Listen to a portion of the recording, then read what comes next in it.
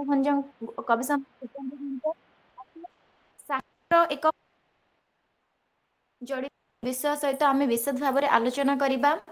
तो यही विषय रे तो आम निकटरे आलोचक अच्छा जे कि संपूर्ण विवरणी आमको प्रदान करेंगे से अलग कथा। तो मुझे आम अनुष्ठान विषय किसी कहबी जे विवेकानंद युव संसद गंजाम जिला शाखा केवल गंजाम रे नुहे समग्र ओडिशार 30 जिले तार गोटे गोटे शाखा अच्छी। स्वामी विवेकानंद लोक संसद गोटे शाखा जमी विवेकानंद युव संसद अर्थात 1990 मसीहा भद्रक मंजूरी रोड रे यह उन्मोचन लाभ करथिला। तत्परे परे आमर लक्ष्य एवं उद्देश्य यह जे स्वामी विवेकानंद आदर्श नीति द्वारा किपरि समग्र युवक अर्थात शताधिक युवक निकट में जेपरी आम स्वामी विवेकानंद भाया से ही नीति को पहुंचाई पारिबु ताहा आमर मुख्य लक्ष्य।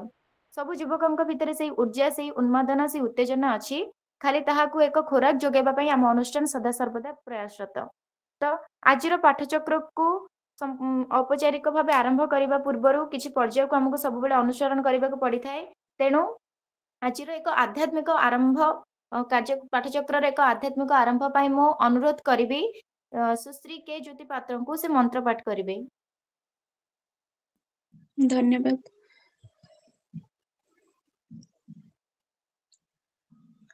ओम त्रयंबकं यजामहे सुगंधिं पुष्टिवर्धनम् उर्वारुकमिव बन्धनात् मृत्युर्मुक्षीयमामृतात्।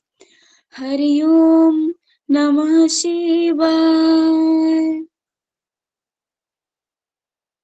धन्यवाद ज्योति भौणी। वर्तमान मु सुश्री चंद्रकला महाराणा भौणी को अनुरोध करी जे से विवेक पाणी पठन करेंगे। धन्यवाद। आज विवेक पाणी निज ऊपर विश्वास रख। तुम्हें ही पूर्वे वैदिक ऋषि थिल वर्तमान खाली शरीर बदलाई आसीछ एतिकी मात्र। मु दिव्य चक्षुरे देखुछि तुम भितरे अनंत शक्ति रही। सही शक्ति को जगाओ। उठ उठ लागी पड़। स्वामी विवेकानंद। धन्यवाद। धन्यवाद चंद्रकला भौणी। विश्वास को नहीं मन पड़ला जे गत काली राति रे मु गोटे पुस्तक पढ़ी जो विश्वास को लेकिन गोटे कथा लिखा जाइतिला जे युवक माने जेतेबेले एही गोटे युवक अवस्था रे थांती सेतेबेले सेमानंकु प्रथम जिंस एहा करबाको पड़ी थाए जे सेमाने सेही जिंसर अनुसंधान करिवे जाहाको सेमाने भल पांती एवं ताकु नै कि से ऊपर कार्य करिवे एवं सेही कार्य प्रति तांकर सेतिकी विश्वास थिले सेही काम रे सेमाने सेते दूर सफल हे परिवे। धन्यवाद। आपणकर विवेक बाणी समस्तंकर विवेक निकटरे पहुंची पारिथिबो बोली मोर आशा। मु कहि रखिबाकु चाहे जे आम अनुष्ठान रो 6टी भौणी अनुष्ठान अछि अर्थात आम अनुष्ठान जदि आम संगठन जदि एक महाद्रुम हुए तार शाखा प्रशाखा को साहाय्य करिकी आम सब बेले आगु को बढ़ू। से 6टी भौणी संगठन गुड़िक हेले मो गाँ विचारधारा साहित्य लोक विवेकानंद युव संसद संपर्क सेतु उत्कल कला और संस्कृति प्रतिष्ठान अर्थात आमर यही सब संगठन मिलित प्रयास रे आम सब बेले युवक मानक निकटरे यही ज्ञानर बिंदु बिंदु को पहुंचाइबारे सब बेले प्रयास रखिछु। मु स्वागत करने को चाहिए आम स्वामी विवेकानंद युव संसद गंजाम जिला शाखार संपादक महोदय सभापति महोदय डॉक्टर श्रीजुक्त जयराम सार को से सभापतित्व आसन ग्रहण पूर्वक आलोचकर अतिथि परिचय प्रदान करबा हेबे। सर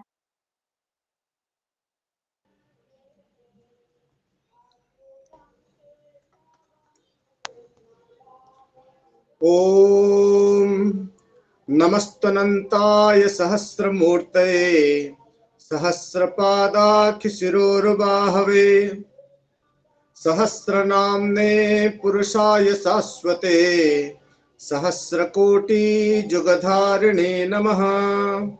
सर्वेभ्यो नमो नमः। सुस्वागतम। स्वामी विवेकानंद लोक संसद तार विचारधारा विभाग गंजाम जिला शाखार 51तम ई पाठचक्र पर्याय शीर्षक आमर रही व्यक्ति प्रकृति और प्रगति। यह को आधार करी आजिर शुभ आसर विषय रही कवि सम्राट उपेंद्र भंज। आमर शीर्षकर मुख्य विषय वस्तु व्यक्ति प्रकृति और प्रगति आधार रे आजिर विषय उपस्थापन हेबाकु जाउछि। एही महनीय कार्यक्रम रे जो महानुभव व्यक्ति विशेष माने समुपस्थित होई कवि सम्राट जीवन गाथा को श्रवण करने निमंते उपस्थित अछंती समस्तन को गंजाम जिला शाखा तरफ सुस्वागत ज्ञापन करुछि एवं अभिनंदन ज्ञापन करुछि। स्वामी विवेकानंद लोक संसद परिवार राज्य सभापति उपसभापति माननीय संपादक महोदय प्रत्येक समस्त जिलार समस्त कर्मचारी वृंद समस्त को यही आसर रे स्वागत करुछि अभिनंदन मध्य ज्ञापन करुछि। आमर सौभाग्य आमे एभली एक महान विभूति विषय रे आज आलोचना करने को जाउछे।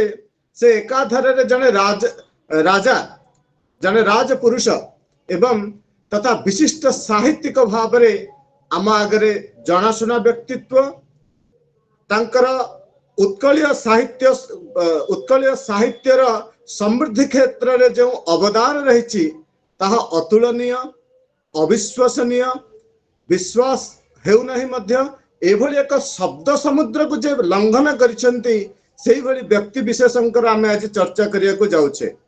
आम मनरे उत्कंठा रही आग्रह भी रही जे महानुभवंकर परिचय कौन तांकर जीवन दर्शन कौन रही तांकर प्रगति केमिति हेची आजिकार उत्कलीय समाज रे साहित्यिक मानक मध्य रे केउ भली भाव रे तांकर प्रतिभा देखा जाउची ताको आज आमे जानिबार कथा। बाणी बीणा बादक कवि सम्राट उपेन्द्र भंज काव्य जुगर जने अनन्य आउ असाधारण काव्य शिल्पी भाव रे सुपरिचित। रीति कवि आलंकारिक कवि श्रृंगार कवि सर्वोपरि जीवन यौवन कवि भाव रे मध्य परिचित। से रीति जुगर श्रेष्ठ प्रतिनिधि और सर्वोत्तम सर्वप्रधान एवं सर्वश्रेष्ठ काव्यकार भाव रे बेस जनाशुना। नव नव उन्मेषशालिनी प्रज्ञार अधिकारी भाव रे आमे तांको जानू। समसामयिक से समय जो कवि सब रहिचंती से समानक भितर रहिचंती कवि दीनकृष्ण दास अभिमन्यु सामंत सिंहार सदानंद कविसूर्य ब्रह्मा कविसूर्य बलदेव रथ ब्रजनाथ बड़जेना जदुमणि महापात्र एई भली समसामयिक कवि मानक मध्य रे कवि सम्राट उपेन्द्र भंज मध्य रहिचंती। उपेन्द्र भंज आम गंजाम जिल्लार घुमुसर भंज राजवंशज अटंती। घुमुसर राजाधिराज प्रताप धनंजय से होचंदी पौत्र आउ नरेश नीलकंठ भंजंकर से होचंदी ज्येष्ठ पुत्र। 1710 ख्रीष्टाब्द रे भाद्रव मास शुक्ल पक्ष एकादशी रे तांकर जन्म बोली जनश्रुति रही। अनेक मतांतर मध्य रही। से जहा घुमुसर राजवंशर कुल्लाड़गढ़ रे से जन्म ग्रहण करथिले। अनेक उपाधि पाइचंती वीरवर उपाधि पाइचंती। से निजे स्पष्ट भाव रे स्वीकार करचंती वैदेहीश विलास काव्य रे जे मते वीरवर उपाधि मिलिछि। मंगराज कवि सार्वभौम कवि कुल केसरी कवि सम्राट भली ए भली अनेक उपाधिर से अधिकारी अटंती। आउ महाशयंकर जीवन दर्शन को जदि आमे पढ़िबा तांको व्यक्तिगत जीवन अत्यंत दुखमय थिला। निजे राज्य विताड़ित होइचंती राजसिंहासन वंचित होइचंती पत्नी हरा होइचंती दाम्पत्य जीवन सुखर मध्य वंचित होइचंती सारा जीवन विरही जीवन। एई भितरे काव्य को वर्णना करिबा केते जे कष्ट साध्य आज हृदयंगम करा जाई पारे। से निजे स्पष्ट भाव रे कहउचंती राजा को हेबार राज्य भ्रष्ट जुवा को हेबा को पत्नी कष्ट कहे उपविंद्र भंज वीरवर एथु बळी नाही आन कष्ट। जीवनर दुख जंत्रणा तप्त विकल अनुभूति उपेन्द्रंक मनोबल को दोहलाई दे पार नहीं। से काव्य जगतर श्रेष्ठ स्रष्टा भाव रे परिचित होइचंती। आज आमर सौभाग्य आम पाखरे जो विद्वान वक्ता विद्वान को आमे वक्ता भाव रे ग्रहण करिछु। महाशयंकर परिचय मुठर प्रदान करिबा हेउची। महाशयंकर पिता श्री नरसिंह षडंगी जने आदर्श शिक्षक भाव रे परिचित। आद्य अक्षर रे से रामचरित रसामृत काव्य रचना करथिले। परवर्ती समय प्रमोदिनी काव्य सुरम्य पद्यावली एमती अनेक ग्रंथ तांकर वंशज माने लिखिचंती। तांकर सुयोग्य उत्तराधिकारी श्रीजुक्त सरोज केशव षडंगी महाभाग जे कि एकाधार जने कवि लेखक गाल्पिक संस्कृत साहित्य विशेष भाव में जहांकर प्रवेश अच्छी तांकर रचना मानक मध्यरे भक्ति कुसुम भक्ति प्रसून भक्ति सुमन नवरत्न ज्योति भक्तर भक्ति पल्ली स्मृति एमती गल्प भितर चैन बाइन एमती अनेक लेखा जहाँ साहित्य जगत को सुसमृद्ध करिछि। आदि अनेक काव्य कविता गल्पादि रचयिता भाव में से सुपरिचित आउ पुरस्कृत मध्य विभिन्न क्षेत्र में होइछंती।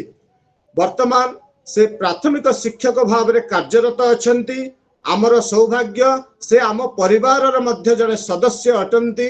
महाशय को आज आसर रे सुस्वागत एवं अभिनंदन करने सहित आज विषय जो रही कवि सम्राट उपेन्द्र भंजंकर जीवनी को से तांकर वक्तव्य स्थान दियंतो आमर ज्ञानर वर्धन रे सहाय होंतो एभली आशा रखी माननीय महाशय को सुस्वागत करुअछि।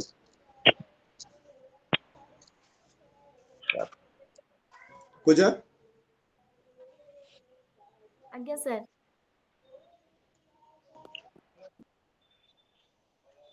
मुख्य वक्ता को सर नमस्कार। हाँ सर आरंभ करंतु आज्ञा। बड्डी भूति प्रदा सकल गुणातीता विद्या प्रदा शारदा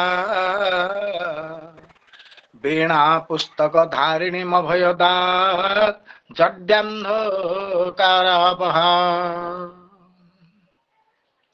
सम्मानीय गंजाम जिला स्वामी विवेकानंद लोक संसदर सभापति महोदय,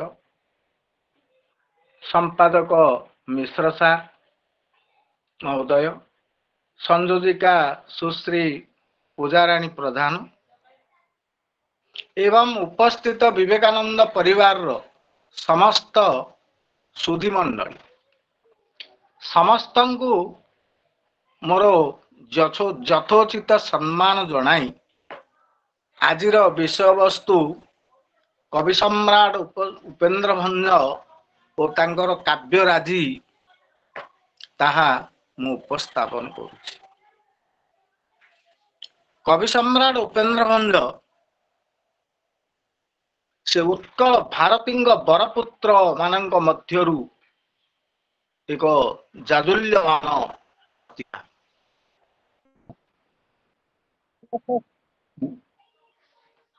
1670 रे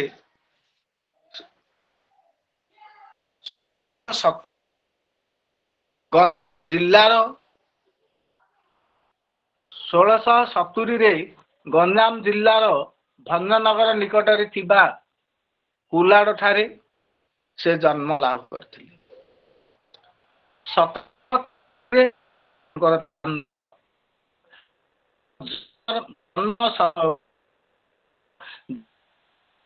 मध्य 1670 रु 58 मध्य जन्म ग्रहण थिले केते मध्य मत व्यक्त करिथांती।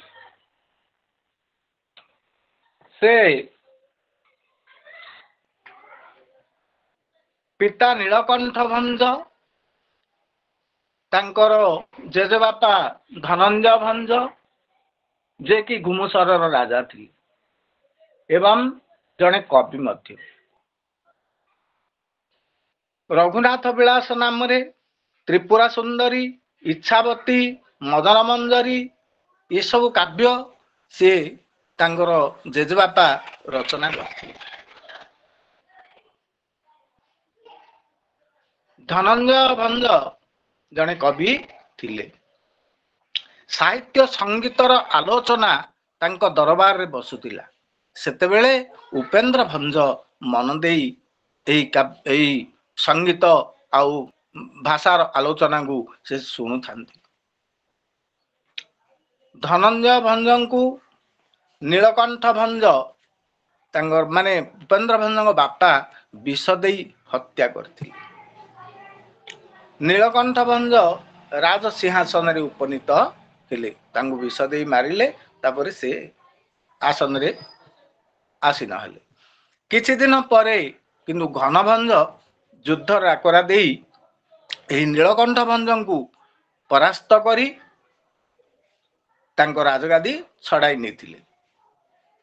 उपेंद्र भंज ज्येष्ठ पुत्र होइथिले मध्य राजगादी प्रति से आसक्ति प्रकाश करि नथिले।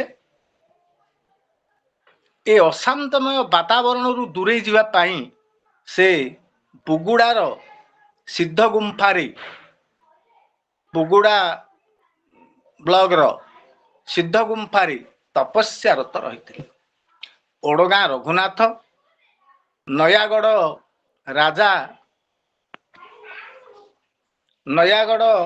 राजा पुरुषोत्तम मानधाता तांकर कवि प्रतिभा देखी तांको वीरवर उपाधि भूषित करथिले एवं मृत्युंजयपुर ठारे रहिबा पाई तांको जणाइथिले। सेठी नयागढ़ राजजेमांगु से विवाह करथिले, किंतु कौनसी कारणवशतः सेही राजजेमांकर मृत्यु परे द्वितीयतः से बाणपुर राजजेमांगु विवाह करथिले, किंतु से मध्य कालर कराल गति से मध्य लीन हो गले, जा फल आउ अन्य से आउ तृतीय विवाह करि नाहंती। से किंतु तांकर युव बयस रे पत्नी वियोग घटिथिला, एहा अत्यंत मर्मतुद थिला। तथापि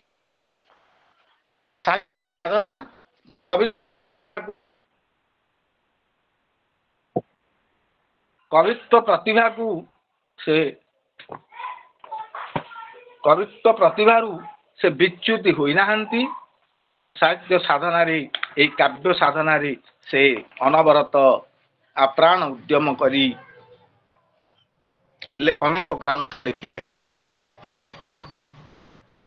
वैदेश विलास, लावण्यवती, प्रेम सुधानिधि, अवना रसतरंग, सुभद्रा परिणय, तांकर ऋतुजुग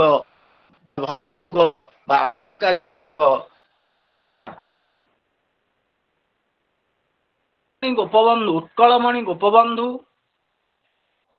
तांको उद्देश्य रे कहचंती, गाए तब गीत सभारे पंडित, तथे पांथ हृष्ट मना, बिले बोले चोषा अंतपुरे जोषा, नृत्य रंगे वारंगना। सेहीपरि राधानाथ राय तांकर चिलिका काव्य रे कहचंदी, धन्य रथे तुम्भ जन्म शुभक्षणे, मृदुंजय तुम्भे उत्कल भुवने, धन्य सही जार आज्ञा सिरे धरी, एलीला रचंती देवी बागीश्वरी, भाग्यवान बेनिवाणी कुमर, कवि उपेन्द्र भंज वीरवर। कवि उपेन्द्र भंज आउ कवि सूर्य उभय हेले माँ उत्कल भारतींकर बरपुत्र। उपेन्द्र भंज केते कहती 52 खंड काव्य लिखिथिले, आउ केतक मत आमे जतेबेले पाठ पढुथुलु सार हमकु कहिथिले जे नाइ 64 खंड काव्य से रचना करथिले। ई सब द्वैत मत मध्य प्रकाश होउछि, जहा कि सेही काव्यराजी आजि ओडिशा बाणी भंडारर श्रीवृद्धि संपादन करुछि। उपमा, अलंकार, जमक, शब्द संभार तांकर काव्यराजी रे देखिबाकू मिले। गोटे शब्दर अनेक अर्थ प्रकाश पाई थाए। उदाहरण वैदेश विलास काव्य रे लिखिले जे भगवान राम सीता को नहींगिरी वन रे बुलुचंदी, ताकू देखि सुंदर से वर्णना करिचंदी। आद्य जमक विचार आद्य जमक रे कवि मने, बुले राम राम राम नेत्री घेनी बने, बृहद भानु भानु भानु प्रभाताप नाही, वृत्त तमाल माल माल तिलता तही, विभ्राजित विभ्राजित भृंग करे केली, बनी बनी बनी ताकि पुष्पहासे झली, ବିଞ୍ଚେ ଘନ ଘନ ଘନ କୁଶ କଣ ଯଥା ବୃଷ୍ଟି ମଧୁର ମଧୁର ମଧୁର ଯେ ତଥା ବହଇ ନିର୍ଝର ଝର ଝର ବୀରତ ବିଶେଷ ତରଙ୍ଗ ରଙ୍ଗ ରଙ୍ଗଣୀ ଶୋଭିତ। ସେହିପରି ବୈଦେଶ ବିଳାସର ନୌଯାତ୍ରା ସମସ୍ତେ ପ୍ରାୟ ଜାଣିଛନ୍ତି। ବିତଳକୁ ଆଲିଙ୍ଗନ କରି ଜାହ୍ନବୀ ଶୋଭନ ହରେ ସୁରବର ତାପଚାରୁ ଧାରା ସେଇ ୟାକୁ ସମସ୍ତଙ୍କ ମୁଖରେ ଉଦ୍ଘୋଷିତ ଓ ଚର୍ଚ୍ଚିତ। ସେହିପରି ତାଙ୍କର ବିଭୂଷଣ ପୁଷ୍ପେ ଜାକାନ୍ତି ଜାଣ ବିଭୂଷଣ କରି କନ୍ୟାକୁ ଆଣ ବାରାଣସୀରେ ପଦ ଦେଇ ଆସୁ ବରଣ କରି ରାମ ମନ ତୋଷୁ ବୋଲିଦେଲେ କୌଶିକ ଯେ ବୋଳିଦେଲା ପ୍ରାୟ ଗୋଳି ଚନ୍ଦନକୁ ମଣିଲେ ରଘୁବଂଶୀ କଦେ। ସେ ତାଙ୍କର ରୂପ ବର୍ଣ୍ଣନାରେ ସେ ତାଙ୍କର ଚମତ୍କାର ବର୍ଣ୍ଣନା ଆମେ ଦେଖିବାକୁ ମିଳେ। ଅନେକ ସେ ଓଡ଼ିଶୀ ମଧ୍ୟ ଲେଖିଛନ୍ତି।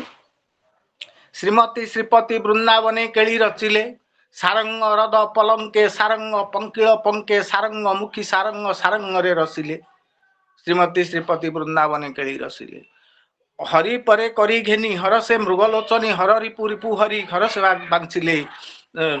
ବାଞ୍ଚିଲେ ଶ୍ରୀମତୀ ଶ୍ରୀପତି ବୃନ୍ଦାବନେ କେଳି ରଚିଲେ। ଆଉ ବିଶେଷତଃ ତାଙ୍କର କାବ୍ୟରାଜି ଶୃଙ୍ଗାର ରସ ଉପରେ ଆଦୃତ, ଶୃଙ୍ଗାର ରସରେ ପରିପୂର୍ଣ୍ଣ। ଲାବଣ୍ୟବତୀ କାବ୍ୟରେ ସରସ ବିହାର ସେଠି ଯୋଉ ଶବ୍ଦ ସେ ବହୁତ ଜଣେ ଶ୍ରୋତାର ମନକୁ ବହୁତ ଆନନ୍ଦ ଦେଇଥାଏ। ଆଉ ଶବ୍ଦ ଜଣେ ନ ଜାଣିଲେ ମଧ୍ୟ ତାର ଅର୍ଥ କିନ୍ତୁ ସେ ଆଗ୍ରହ ସହକାରେ ତାକୁ ଆସ୍ୱାଦନ କରିଥାଏ।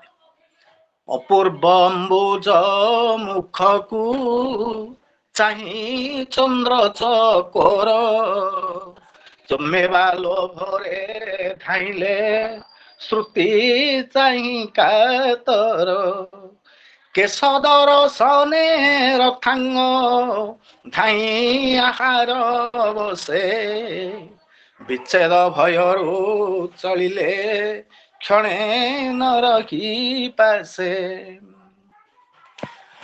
ବିରାଜି ବିରାଜି ଅଛନ୍ତି ମୀନ ଭକ୍ଷଣ ପାଇଁ ରାଜୀବ ରାଜୀବ ନୟନା ଏଥି ଖେଳା କରଇ। ରାଜୀବ କହିଲେ ମାଛ, ରାଜୀବ କହିଲେ ଯୋଉଟା କି ପଦ୍ମ। ରାଜୀବ ରାଜୀବ ନୟନା, ରାଜୀବ ମାଛ ଆଉ ମାଛ ଇଆଡେ ଖେଳୁଛି, ଫେରେ ମାଛ ନୟନା ସିଏ ମଧ୍ୟ ସେଇଠି ସରସ୍ୱତୀ ବିହାର କରୁଛି। ସେହିପରି ପଦ୍ମ ଅଛି କିନ୍ତୁ ପଦ୍ମ ନେତ୍ରୀ ମଧ୍ୟ ସେଇଠି ରହିଛି।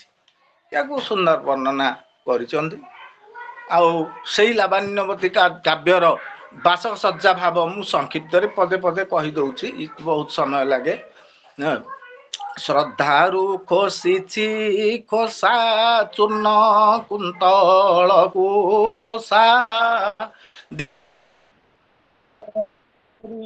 ରତ୍ନ ଭରେ କେତୁ ମୁଣ୍ଡ ତୁଣ୍ଡେ ପଶି ଗଲାଣି ଶରଦ ଶଶୀ କେବଳ କିରଣ ଦିଶୁ ଅଛି ମାଧୁରୀ ଆଡ଼ ଖୋସା କୁସୁମ ତୋରା ହାହାକାର କରି ରୁଣ୍ଡି ଭୂତ କି ତାରା। ପୁଷ୍ପଗୁଚ୍ଛ ଗୁଡିକ ଯୋଉ ଲାବଣ୍ୟବତୀ ଲଗେଇଛି ତାର ଚୁଟି ଗୁଡାକ ହେଲା ମାନେ କେତୁ ଗ୍ରହ, ଆଉ ଏ ଫୁଲ ଗୁଡିକ ହେଲା ତାରକା ପନ୍ତି, ଆଉ ତାର ମୁଖମଣ୍ଡଳ ହେଲା ଚନ୍ଦ୍ର। ଅର୍ଥାତ ଚନ୍ଦ୍ରକୁ କେତୁ ଗ୍ରହ ଗ୍ରାସ କରିଦେବାରୁ ତାରା ଗୁଡାକ ସେମାନେ ସ୍ତୁତି କରୁଛନ୍ତି କି କେତୁଙ୍କ ପାଖରେ ଯେ ନାଇଁ ନାଇଁ ଆଉ ୟାଙ୍କୁ ଆମର ପତିଙ୍କୁ ଛାଡି ଦିଅ। ତେଣୁ ଶ୍ରଦ୍ଧାରୁ ଖୋସିଛି ଖୋସା ଚୂର୍ଣ୍ଣ କୁନ୍ତଳକୁ ଯୋଷା ଦିଶୁଛି ଯତ୍ନ ଚଉରି ରତ୍ନ ଭଉରୀ କେତୁ ମୁଣ୍ଡ ତୁଣ୍ଡେ ପଶି ଗଲାଣି ଶରଦ ଶଶୀ କେବଳ କିରଣ ଦିଶୁଅଛି ମାଧୁରୀ ଆଡ଼ ଖୋସା କୁସୁମ ତୋରା ହାହାକାର କରି ରୁଣ୍ଡି ଭୂତ କି ତାରା। ପୁଷ୍ପ ଶ୍ରେଣୀକୁ ତାରକା ଉତ୍ସ ସହିତ ସେ ସୁନ୍ଦର ଭାବେ ଉପମା ଅଳଙ୍କାର ଏଇଠି ଦେଇଛନ୍ତି। ଇଏ ବହୁତ ସୁନ୍ଦର। ସେହିପରି ଆପଣ ଦେଖିବେ ପ୍ରେମ ସୁଧାନିଧିରେ निर्मल चंद्र मंडल बदन विराजी निर्मल चंद्र मंडल शरद विराजी दिशा कथा दर्प दर्पणे थिला माजी देखी कुमार कातर लेखि आरंभिला बसी प्रणय पतर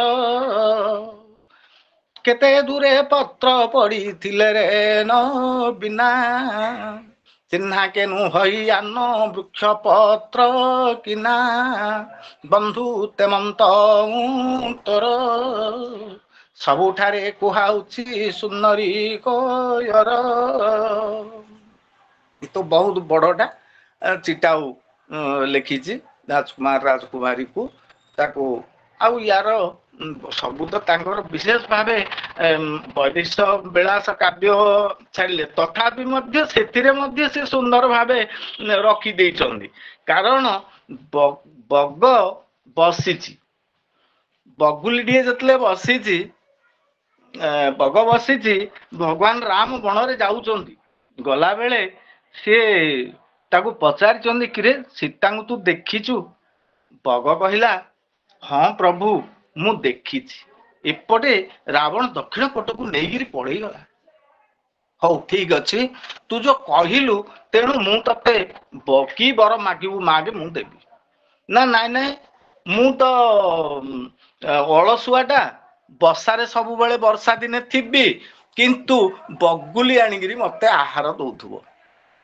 भगवान हाँ करदेले रामचंद्र बर देदेले पळेले किछि बाट गला परे पुणी बग दौड़ी तांग पाखकू गला कहला प्रभु मु एटा भूलरे मागी देली कारण स्त्री लोकटा आनिगिरी दब मु ता ओइटाटा खाइबी एटा समाज पक्षे निंदनीय हबो ता कोनोसी जीव तो एपरि नाही सेतेले उपेंद्र भंज ताकू सुंदर भावे कहउचंदी जे भगवान राम कहउचंदी नाइ रे किछि असुविधा नाही हेले ताकू लेखिले कोन ना बोइले बर जाचु कृपाळु बसारे वर्षारे आहार मिलु बल्लभी उच्छिष्ट बोइले पान करी गोष्ठ ताकू सी सबुठे तांकर प्रत्येक काव्य रोमांटिक चिंताधारा रे विशेष भावे से शब्द सब प्रयोग करिथिबे आउ केते अश्लील शब्द रे मध्य से प्रयोग करचंदी आमे भाबिबा ताकू अश्लील बोली किंतु तार वास्तवता चित्र वास्तवतार अर्थ परिप्रकाश पाउथाए ता न जानिबा लोक से कहइबो जे ना ना ये अश्लील साहित्य भंज लिखिथिले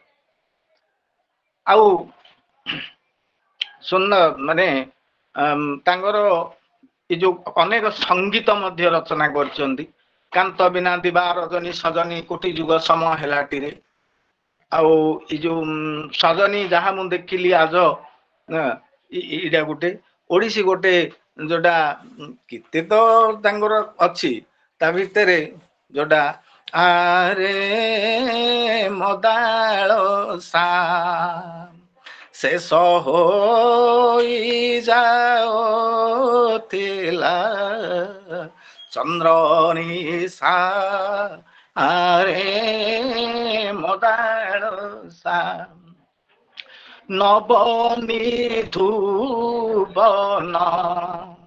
केली काले नव संकेत कला बेले माणिकरबती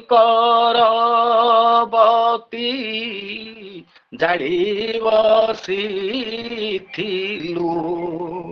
नाना पुष्प माले खोसी खोसा आरे मदालो सा से सम से कथा मनरु पासरिलु रोष करी मते न चाहिलु हेबी किणा दास थिबी तोर पास भने उपइन्द्र करी आशा आरे मदालो सा आज देखिली रे नवीन बयसी बाला जोटा कि समस्त लोक बाटोटीए मध्य रास्तार आज देखिली रे नवीन बयसी बाला गीतटी मध्य से गाई दे थाए एणु से समस्त माने तेणु से जो कहते गाए तब गीत सभारे पंडित पथे पांथ हृष्टमना बिले बोले चषा अंतपुरे जोशा नृत्य रंगे बारंगना दिने माने प्रत्येक सिचुएशन धरी लेखନ୍ତି तांकर राणी बा तांकर स्त्री दिने से द्वितीय जामिरे प्राण सही दिने पलंके थिले मो कोले सोई कुसुमावती होई अवनी शोभा तलप तेजी तले होईछि उभा से तलकू पलि आसिचंदी तांग स्त्री ओल्ही पड़चंदी राति रे से ठिया ही रहिचंदी यांकर निदटी जेतेबेले भांगिला उपेंद्र भंजंकर देखली कोन सेठी ठिया आइचंदी बाहर से पुणे तांको पाखु निकट गले गला परे से जो मुंडर जो फुलटी खोसी थिले तांग स्त्री से तांको ऊपर को फोपाड़ी देले फुलटी की कहले नाही अर्थात एतिरु तेणु कुसुमावती होई अवनी शोभा तलप तेजी तले होईछि उभा याकु मध्य से सुंदर भावे वर्णना करिचंदी तांगर विशेष भावे भजन गुडा तो से तो बहुत भजन मध्य रहिछि किंतु अधिकांश तांगर लेखा गुडाक रोमांटिक टाइप रो रही थाए बारी नहिला रे श्याम बंधु छवि देखी कलित नहिला काहार कुमर न चलिला पाद आखि चक्षु श्रवासीर मन्नन आहार तले करिथिले विजय नव बदन अनुज वाहन वक्र भावे चूल साजे तर्जनी मध्यमा कनिष्ठ अंगुली चाली बजाइले बेणु भणे उपेन्द्र भंज वीरवर शेष भी न जाए मनु सेमती लावण्य मध्य काव्यर गोटे अच्छी देखी नव कालिका बकालिका मालिका आली कालिका कांत स्मरी रक्षा केमंत करी करिबा मत्त करी गति की हेमंत विचारी से सहचरी भावे बंचिले काल को कथा थिबो काल काल को एके तो क्षीण दिन हेला दुर्दिन दिन नलभु बल्लभ मेळगुरी सहचरी सेमती यार गोटे किए भाव एगुड़ाक सब वार्ड गुड़ाक सब शब्द गुड़ाक कौन यहाँ जानी होनी ना हित आन मान को शत कामी जन को वही परा हित ही हत कृषानु छानु मानु भानु भानु तापरु निस्तरीला मही विरहा नल हृदस्थले जले से हत नुहे जले करुछि जात जात वेद को शत शत हृदाच्छल घन कोले ना ईशु सुभद्रा परिणय काव्य लिखिले नगपुरे जाई पर्वत कहिला महिजात हेम मंजरी अति सुगंध सुआ इच्छा रे चलित पत्रावड़ी रे कि माधुरी सते सुफुल तही फुल पुणी एतेक सररुह चंपा नियाली पाटली कुमुद शिरीष अशोक गोटे नायिकार सातटा फुल सातटा फल सातटा पक्षी जो गोटे स्त्री बोली गोटे नायिकार अंगरे परिस्फुट रही बोलिकी वर्णना कर नगपुरे जाई सुभद्रा परिणय नगपुरे जाई पर्वत कहला महिरा महिजात हेम मंजरी महिरु जात हेतिबा हेम मंजरी हेमलता हेम मंजरी अति सुगंध स्वेच्छा चलित पत्रावली रे कि माधुरी सते सुफुल तही फुल पुणी एतेक सररुह चंपा नियाली पाटली कुमुद शिरीष अशोक ए सातटी फुल परिस्फुट बोली बोले एमती तांगर लेखा तो ये तो आम तो सब जाक वर्णना करने को आमर लेखनीय बाणी सेमती ये नाही तथापि जेतिकी मोर ज्ञात सेतिकी भीतर मु किछि आपण पाखरे उपस्थापन कली विशेष किछि आ कहूनी एतिकी रे रहिली नमस्कार सर आ समय थिला सर टे कहि थांते सर समय थिला 7:30 कहबी आ टिके हां आगे ठीक कहंत आगे भल लागुछ अणी मादी सुख दाई सोई अछि अणी आई पलंक अंकरे दिशे एमंत शोभा रसायन रजत बाड़े कनक लता की जड़े विशद घन रे किसे चपला लीला बामांकर कपोल तल केन्दु पल्लवे थुए की फूल कमल ବୁଝିବାରୁ ଶୋଭା ନେତ୍ର କିନିଳେନ୍ଦି ବର ପତ୍ର ଉଲଟାଇ ଦର୍ପଣେ ଥୋଇଛି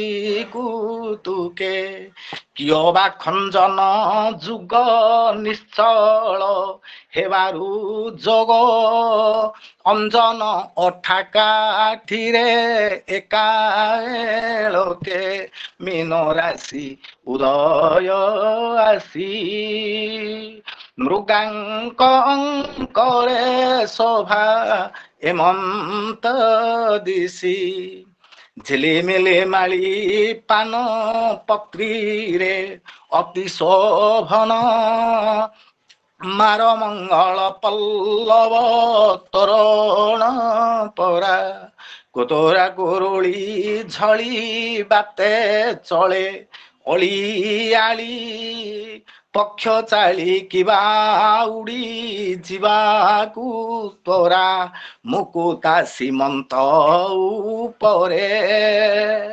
କାଳିନ୍ଦୀ ମଧ୍ୟ କି ବହେ ଜାହ୍ନବୀ ଧାରେ କାଳିନ୍ଦୀ ଯମୁନାର ଜଳରାଶି କଳା ଆଉ ଗଙ୍ଗାର ଜଳରାଶି ଧଳା ଶୁଭ୍ର ଆସେ କିନ୍ତୁ ଯମୁନାର ଜଳ କଳା ତେଣୁ କାଳିନ୍ଦୀ ମୁକୁତା ସୀମନ୍ତ ଉପରେ କାଳିନ୍ଦୀ ମଧ୍ୟ କି ବହେ ଜାହ୍ନବୀ ଧାରେ ଯମୁନା ଭିତରେ ଗଙ୍ଗାର ସ୍ରୋତଟା ପଶି ଯାଇଛି କି ୟାକୁ ସୁନ୍ଦର ସିଏ ବର୍ଣ୍ଣନା କରିଛନ୍ତି।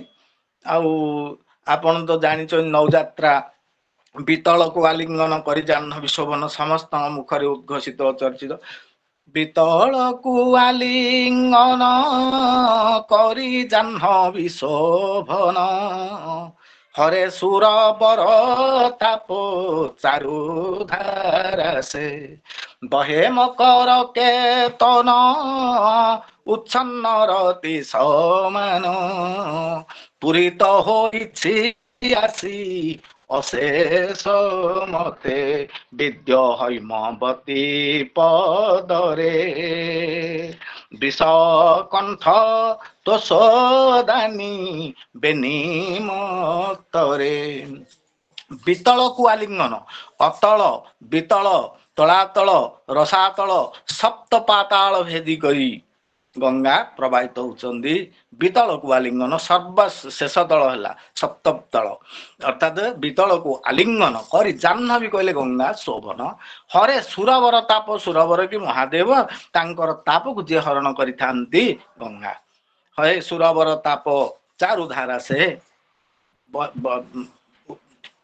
ସେ ବହେ ମକର କେତନ ଉଚ୍ଛନ୍ନ ରତି ସମାନ ପୂରିତ ହୋଇଛି ଆସି ଅଶେଷ ମତେ ବିଦ୍ୟ ହୈମବତୀ ପଦରେ ଇଏ ହୈମବତୀ ହେଲେ ଗଙ୍ଗା ହୈମବତୀ ହେଲେ ପାର୍ବତୀ ହିମାଳୟରୁ ଯେହେତୁ ବାହାରିଛନ୍ତି ବିଦ୍ୟ ହୈମବତୀ ପଦରେ ବିଷକଣ୍ଠ ତୋଷଦାନୀ ବେନିମତରେ ଗଙ୍ଗା ବିଷକଣ୍ଠ କି ଶିବଙ୍କର ତାପକୁ ହରଣ କରିଥାନ୍ତି ଆଉ ପାର୍ବତୀ ମଧ୍ୟ ଶିବଙ୍କ ନିକଟରେ ଉପସ୍ଥିତ ରହିଥାନ୍ତି ତେଣୁ ବିଷକଣ୍ଠ ତୋଷଦାନୀ ବେନିମତରେ ବିଷ୍ଣୁ ପଦ ଇକାର ଭେଦ ଶବଦ ତରଣୀରେ ଗତାଗତ ତହିଁ ଉଚିତ ବିଶାରଦ ସେ ସାମନ୍ତ ମତରେ ଦାସ ସେବିତ ଡାକୁନ ଶୁଣନ୍ତେ ରଘୁନାଥ କଥିତ ବିଷଧର ପ୍ରାୟ କି ତୁହି ବେଳେ ନେତ୍ର ଢାଳି ଶୁଣ ଉଦାର ନହି ବିଷ୍ଣୁପଦୀ କହିଲେ ଗଙ୍ଗା କାରଣ ଗଙ୍ଗା ବିଷ୍ଣୁଙ୍କ ପାଦ ଦେଶରୁ ବାହାରିଥିବାରୁ ତାଙ୍କ ନାଁ ହେଲା ବିଷ୍ଣୁପଦୀ ବିଷ୍ଣୁପଦ କହିଲେ ଆକାଶ ବିଷ୍ଣୁପଦୀ ଗଙ୍ଗା ବିଷ୍ଣୁପଦ ଆକାଶ ବିଷ୍ଣୁପଦୀ ବିଷ୍ଣୁପଦ ଇକାର ଭେଦ ଶବଦ ଏ ଶବ୍ଦଟାରେ ଇକାରଟି ଭେଦ ରହିଛି ଇକାର ଭେଦ ଶବଦ ତରଣୀରେ ଗତାଗତ ତରଣୀ ହର୍ଷଇକାର ଦେଲେ ସୂର୍ଯ୍ୟ ଆକାଶରେ ଯାଉଛନ୍ତି ବିଷ୍ଣୁ ପଦରେ ଆଉ ବିଷ୍ଣୁପଦୀ କି ଗଙ୍ଗାରେ ଯାଉଛି ତରଣୀ କହିଲେ ନୌକା ତରଣୀରେ ଗତାଗତ ତହିଁ ଉଚିତ ବିଶାରଦ ସେ ସାମନ୍ତ ବିଶାରେ ରଦ କରୁଛି ବିଶାରଦ କହିଲେ ଜ୍ଞାନୀ ଯେ ସାମନ୍ତ ଅର୍ଥାତ ସେଇ କୈବର୍ତ୍ତ ମତରେ ଦାସ ସେବିତ ଡାକୁର ଶୁଣନ୍ତେ ରଘୁନାଥ କଥିତ ବିଷଧର ପ୍ରାୟ କି ତୁହି ବିଷଧର କହିଲେ ସର୍ପ ସର୍ପ ପରିକି କାରଣ ସେ ଆଖିରେ ଦେଖେ ଆଖିରେ ଶୁଣେ ତେଣୁ ବିଷଧର ପ୍ରାୟ କି ତୁହି ବେଳେ ନେତ୍ର ଢାଳି ଶୁଣ ଉଦାର ନହି ଏମିତି ବୈଦେଶିକ ବିଳାସ କାବ୍ୟର ସେମିତି ଆଉ ଗୋଟିଏ ଆସିଲା ଚେତି ଚାତୁରୀ ଚାହିଁଲା ନିଶିନା ସେ ପାଶେ ନାହିଁ ଦିବ୍ୟ ତରୁଣ ହୃଦୟ ମାରି କର ନାଥ ନାଥ ବୋଲି ଅତି ଉଚ୍ଚେ କଲା କାରୁଣ୍ୟ ଖୋଜେ ଅଧୀରେ ଚେତନ ହତ ସେ ବିଧିରେ ସେ ଜଲେ ଉଠାଇ କବରୀ ଫିଟାଇ করে ভরি উর সন্নিরে খোঁজে অধীরে চেতনা হত সে বিধিরে পুଣି ବୋଲଇରେ ଜାଣି ମୁଁ ନଥିଲି ଦୈବ ତୁ ଏଡ଼େ ଦାରୁଣ କ୍ଷୁଧା ତୁରକୁ ସୁଧା ତୁଲ୍ୟ ଭୋଜନ ପରସିବା କେଉଁ କାରଣ ଭୁଞ୍ଜି ବସିବା ବେଳେ କୁଳିଶ ବୃଷ୍ଟି କଲୁ ଯେବେ କଲୁ ତେବେ ପରାୟଣ ନ ନେଲୁ ଏଡ଼େ ବାକୁଳ କି ପାଙ୍କଲୁ ଏ ବାଣୀ ଶ୍ରବଣେ ଶୁଣି ସଖୀ ଗଣେ ପଚାରିଲେ କି ଉପାୟ ତାର ତରଳ ତରଳା କି ହୃଦୟ ପୁରାଇ ଚୁଲୁହ ବାଳି ରତନ ବାଳିଶ ପରାଏ ହୋଇଲୁ ପୁରୁଷ ପଦ ଦିବାକର ଅଗମ୍ୟ ପୁରେ କାହୁଁ ପ୍ରିୟ ପାଇଲୁ ବାଳି ରତନ ବାଳିଶ ପରାଏ କହିଲୁ ଇଏ ସବୁ ଅନେକ କବିତା ତାଙ୍କର କାବ୍ୟ କବିତା ରହିଛି ଆଉ ସାର୍ ଏତିକିରେ ରଖି ଦଉଛି ଆଉ ବିଶେଷ କିଛି କହୁନି ନମସ୍କାର ରହିଲି ସାର୍ ତ୍ରୁଟି ବି ସାର୍ ନମସ୍କାର ସାର୍ ଜୟରାମ ସାର୍ ମୁଁ ଟିକେ ମଝିରେ ଟିକେ କରୁଛି ସାର୍ ସାର୍ଙ୍କର ଆଲୋଚନା ବହୁତ ଉଚ୍ଚ କୋଟିର ବହୁତ ଭଲ ଲାଗିଲା ସାର୍ଙ୍କୁ ଅଶେଷ ଅଶେଷ ନମସ୍କାର ସାର୍ ଖାଲି ଗୋଟେ କଥା ପଚାରିବାର ଥିଲା ଏଇ ଯୋଉ ବଗ କଥାଟି କହିଲେ ଏଇଟା କୋଉ କାବ୍ୟରେ ସାର୍ ଲେଖା ଅଛି ବୈଦେଶ ବିଳାସ କାବ୍ୟ ସାର୍ ବୋଇଲେ ବର କୃପାଳୁ ବକ୍ଷରାଦ୍ୟ ବୋଇଲେ ବର ଯାଚୁ କୃପାଳୁ ବର୍ଷାରେ ଆହାର ମିଳୁ ବଲ୍ଲଭୀ ଉଚ୍ଛିଷ୍ଟ ବୋଇଲେ ପାନ କରି ଓଷ୍ଟ କିଏ ରାମ କହିଲେ ନାଇଁ ନାଇଁ ରେ କିଛି ଅସୁବିଧା ନାହିଁ ନାରୀର ଅଇଁଠା ବୋଲି ଭାବିବୁ ନାହିଁ ଆଉ ଗୋଟେ ଜିନିଷ ସେ ଯୋଉ ବିଶାରଦ କଥାଟା ଆସିଥିଲା ଟିକେ ବିଶାରଦର ଅର୍ଥଟା ଟିକେ ସାର୍ ଆଉ ଥରେ ବୁଝେଇଦେବେ ବିଶାରଦ ଜ୍ଞାନୀ ପଣ୍ଡିତ ଏଇ ସବୁ ହେଇପାରିବ ବିଶାରେ ରଦ କରେ ଠକେ ପୁଣି ତେଣୁ ବିଶାରଦ ବୋଲି ଉଭୟ ଅର୍ଥ ଆସିଲା ବିଶାରେ ଠକୁଛି କିଏ କହିବ ଅର୍ଥ ମାଛ ତ ଆଣିବ ଆଗ ବିଶାରେ ସବୁ ଓଜନ କରାଯାଉଥିଲା ତେଣୁ ବିଶାରଦ ସେ ସାମନ୍ତ କାହିଁକି ନା ନାଉରୀ ମାନଙ୍କର ସେ ଗୋଟେ ସମ୍ରାଟ ଥିଲା ଯିଏ ହଁ ସାର୍ ବିଶାରଦ ସେ ସାମନ୍ତ ମତରେ ଦାସ ସେବିତ ଡାକୁ ନ ଶୁଣନ୍ତି ରଘୁନାଥ କଥିତ ତେଣୁ ସେଠି ବିଶାରଦ ବିଶାରେ ଠକେ ଆଉ ଇଏ କହିଲେ ଆଉ ଗୋଟେ କଣ ନା ବିଶାରଦ କହିଲେ ଜ୍ଞାନୀ ପଣ୍ଡିତ କିନ୍ତୁ ଏଠି ଜ୍ଞାନୀ ବୋଲି ନ କହି ଉଭୟ ଅର୍ଥ ପ୍ରକାଶ ପାଇବ ବିଜ୍ଞାନୀ କହିବ ଅର୍ଥ ଧଇଲା ଯେମିତି ବିଶେଷ ଜ୍ଞାନୀ ବିଚ୍ଛେଦ ଜ୍ଞାନୀ କହିବ ଅର୍ଥ ଧଇଲା ବିଶ୍ୱପତିତ ପାବନ ନାମ ରହିଲା ସେମିତି ସାର୍ ଆଉ କଣ ଟିକେ କୁହନ୍ତୁ ସାର୍ ପଚାରିଲେ ସାର୍ ଏଇଟା ତାହେଲେ ଶ୍ଲେଷ ଅଳଙ୍କାର ହବ ସାର୍ ଚୋଖୀ ହଁ ହଁ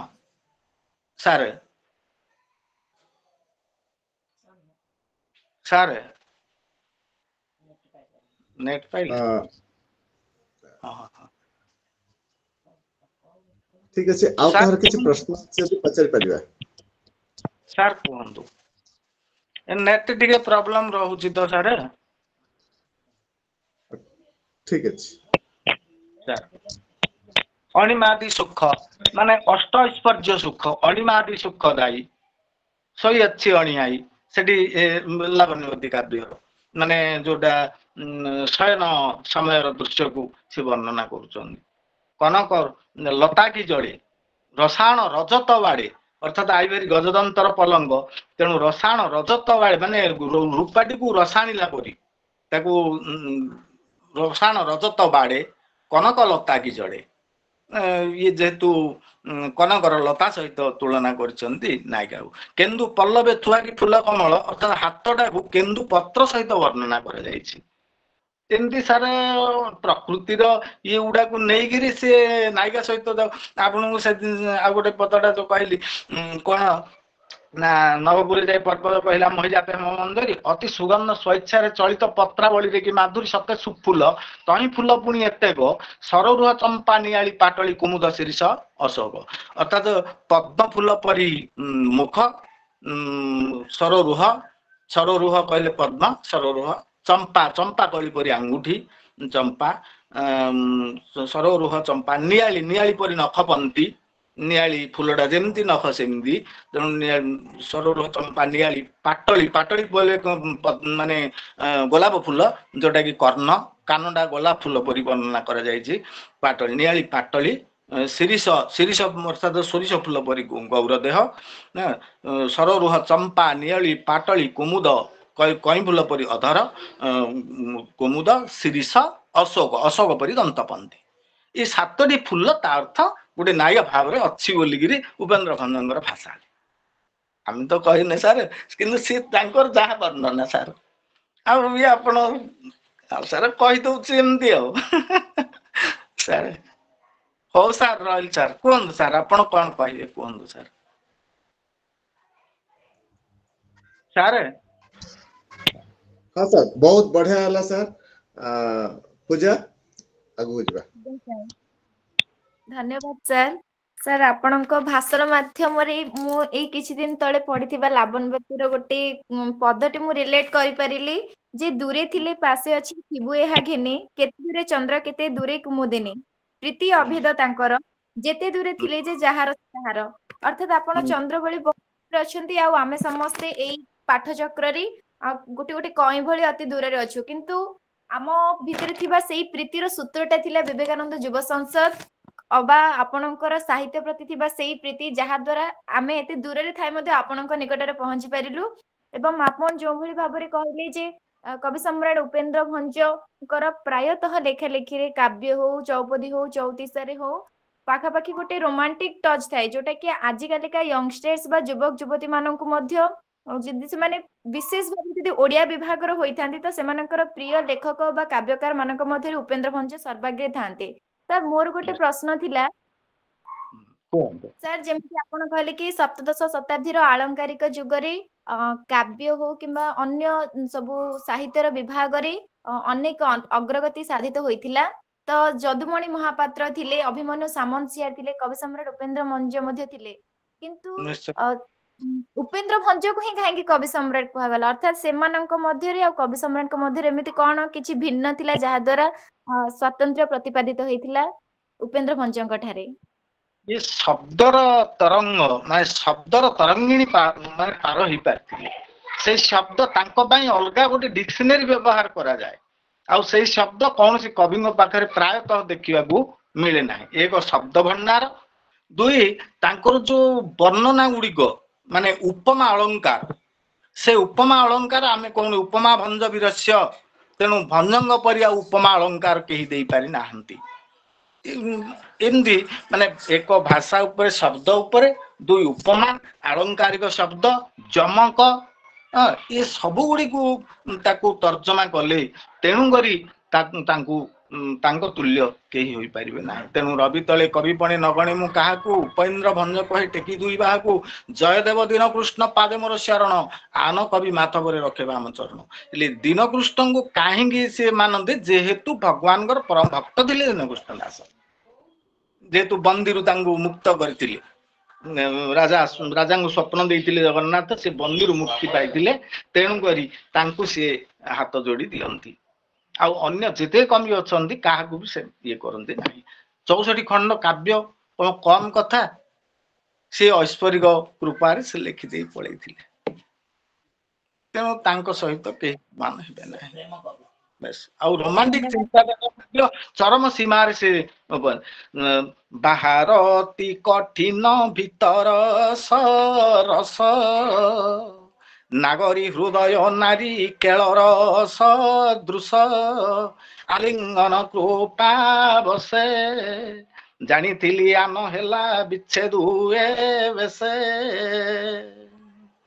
याकू केते कौन से जहाँकि रोमांटिक ऊपर लिखिंट किंतु तार से भाव गुड़ाक आजिकाली पिला माने याकू तर्जमा कले बहुत कथा आसे किंतु कहार आग्रह ना रास्ता थुंटा बर गछटे पक्षीटे थिला सुनसान रास्तार कारटा चलती ए टाइप रो कविता को आजिकाली जुग ताकू सुजोग दउछि किंतु वास्तव ये सप्लुत काव्य बेस हो रही कहतु मैडम धन्यवाद सर वर्तमान मु सभापति महोदय को अनुरोध करबी से निजर अंतिम टिप्पणी देबा हेबी सर बहुत सुंदर सर आपण स्वल्प समय मध्यरे आगे स्वल्प समय अवधि मध्यरे आपण जो भली भाव रे व्याख्यान उपस्थापन कले वैदुष्य शैली हम पाई निश्चित भाव रे आह्लादन सृष्टि करिछि हम हृदय रे आउ काव्यर जो षडविध पाक अछि से भितरु स्वाभाविक भाव रे उपेंद्र भंजंकर काव्य नारिकेल पाक भाव रे आमे ताकू ग्रहण करिवा स्वाभाविक आद्य रे कर्कश थाए परिणाम रे निश्चित भाव रे मधुरता थाए तेणु याको आमे नारिकेल पाक बोली कहि परिवा आजिकार जुग रे उपेंद्र भंजंकर काव्य को पठन पाठन करिवार से भली वातावरण मध्य निश्चित भाव रे कम रही से कारण रो आमे सेथिरु वंचित हेचु आमे जदि टिके 10-12 वर्ष पूर्व को चली जिबा जने बाग्मी प्रवक्ता हमर थिले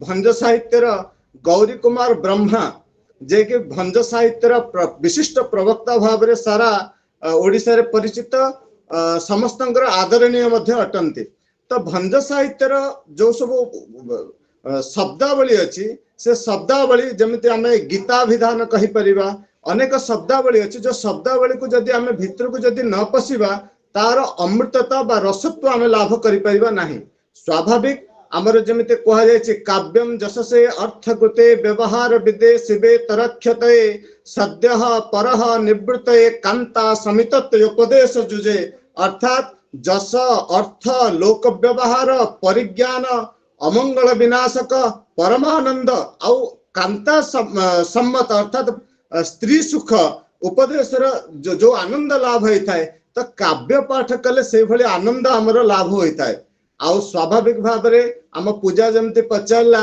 जे अलंकार आमे तो उपमा भंजवीरस्य तस्य वाचार्थ गौरवम तेणु स्वाभाविक उपमा जदि उपमा अलंकार कई विश्लेषक थाए ताले कवि सम्राट उपेंद्र भंजंकर जीवन काव्य शैली आमे जानि परिबा आउ तांकर काव्य शैली को विनायक मिश्र पंडित विनायक मिश्र ताको 5 भाग रे विभक्त करचंती गीति काव्य पौराणिक काव्य काल्पनिक काव्य आलंकारिक काव्य विविध रचना एमते अनेक प्रकार विभागकरण करी से ताको वर्णना करचंती आउ स्वाभाविक भाव रे तांको काव्य को हजम करिया पई निजे कवि सम्राट कहउचंती योग्य हेतिबा दरकार योग्य नहले मध्य ताको हजम करि परिबे नाही सेति पई कहउचंती कलंक विहीन मो गीत खळ राहु रे अदूषित विचित्र सुधार एही सुमना बंद सुखदाई पुनः कहउचंती नारिकेल रसपुर भक्षी न पारई बानर बानर केबे नडिया को खाई परिबने न भांगिया पर्यंत तार की स्वादु नाश होई प्रसंगु गली मध्य कही पुणी उथरे कहउचंती नैषध